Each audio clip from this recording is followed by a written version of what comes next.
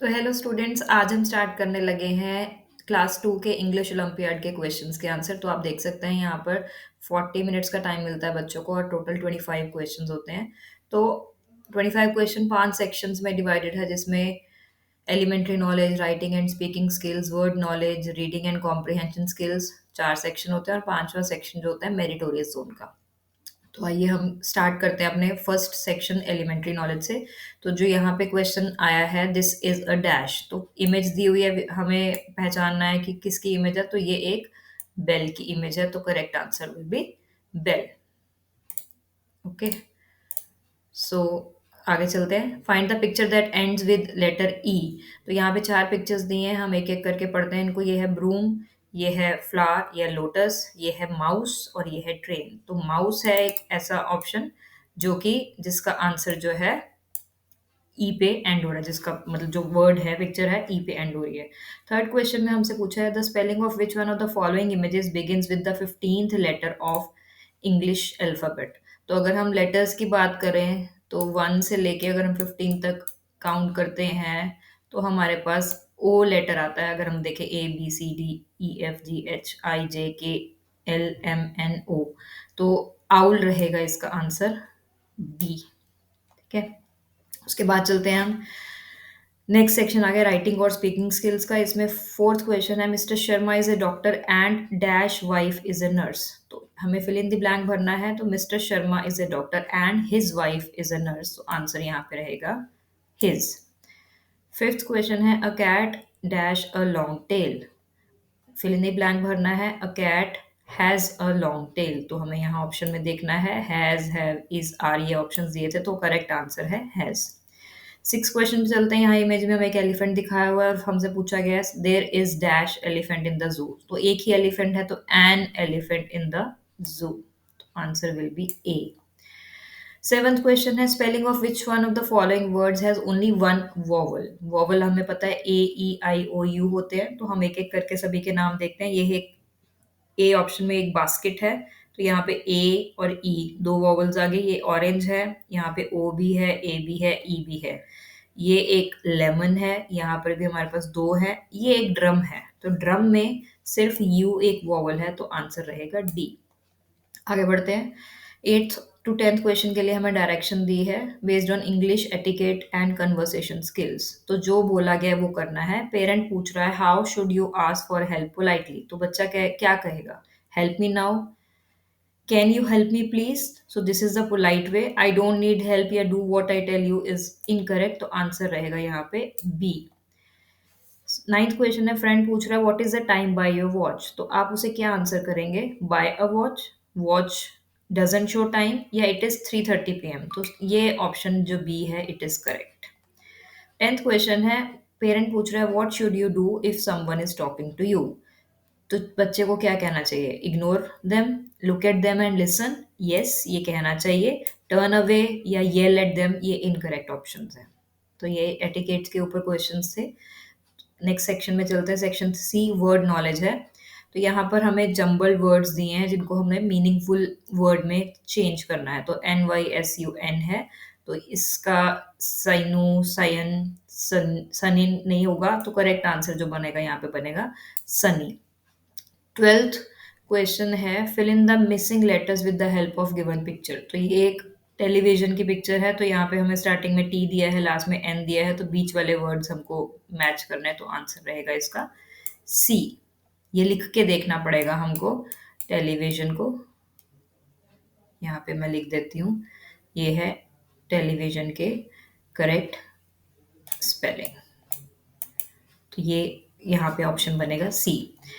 13th question है find the opposite of pretty. तो pretty सुंदर होता है, तो ब्यूटीफुल सिनोनिम है इसका। गुड अच्छा अच्छा वर्ड है और जॉयस भी अच्छा वर्ड है, बट अगली जो है एक ऑपोजिट वर्ड है। Same meaning synonym of cunning हमसे पूछा है 14th क्वेश्चन में। कनिंग जो होता है स्टूपिड, श्रूड, अननोन या डल। तो कनिंग का मतलब होता है जो बिल्कुल जो किसी को परेशान करने वाला, जिसका नेचर अच्छा नहीं होता, तो उसका आंसर रहेगा shrewd. Fill in the blank with suitable option in the given set of rhyming words. तो rhyming word में call, tall, long, small, short आ रहा है, तो क्या आंसर रहेगा हमारा? call, tall, small rhyming में बनाना है हमको। सेक्शन डी पे हम पहुंच गए हैं, रीडिंग एंड कॉम्प्रीहेंशन। तो हमें यहाँ पर एक पैराग्राफ दिया है, पैराग्राफ हमें अक्षरधाम टेम्पल के ऊपर दिया है, पढ़ लेते हैं इसको। Akshardham temple is a famous place in Delhi, India. It is known for its beautiful architecture and peaceful environment. The temple is made of pink sandstone and white marble. जो इंपॉर्टेंट चीज लग रही है उसको हम अंडरलाइन कर लेंगे। There are many statues, pillars and carvings that show Indian culture and history. I visited the temple with my family. We saw a big statue of Swami Narayan, the main deity of the temple. There is a lovely garden with flowers and fountains around the temple. In the evening, we watched a musical fountain show which was very colorful and fun.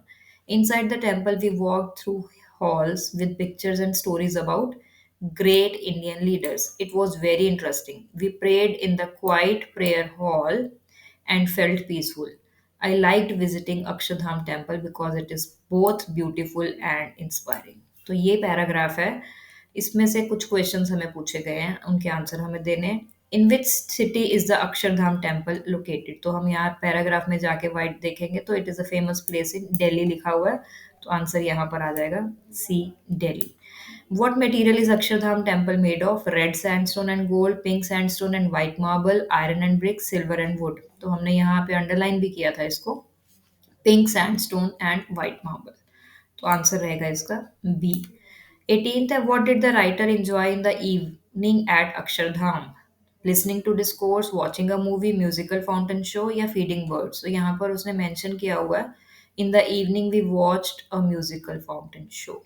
So answer रहेगा C. 1920 के लिए jumble words को हमें बनाना है, meaningful sentences में change करना है। यहाँ पे वर्ड्स है mom, food, delicious, cooks, my. So यहाँ आएगा my mom cooks delicious food, ये रहेगा correct option. Playing, enjoy, games, I, outdoor. So इसका करेक्ट बनेगा I enjoy playing outdoor games, तो ऑप्शन रहेगा सी करेक्ट।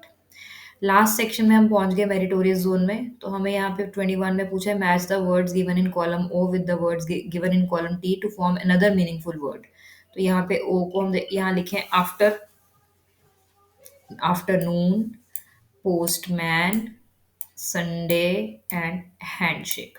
तो वन का हम डी के साथ मैच हो रहा है, तो यहाँ पर भी वन के साथ डी है, यहाँ पर भी डी है।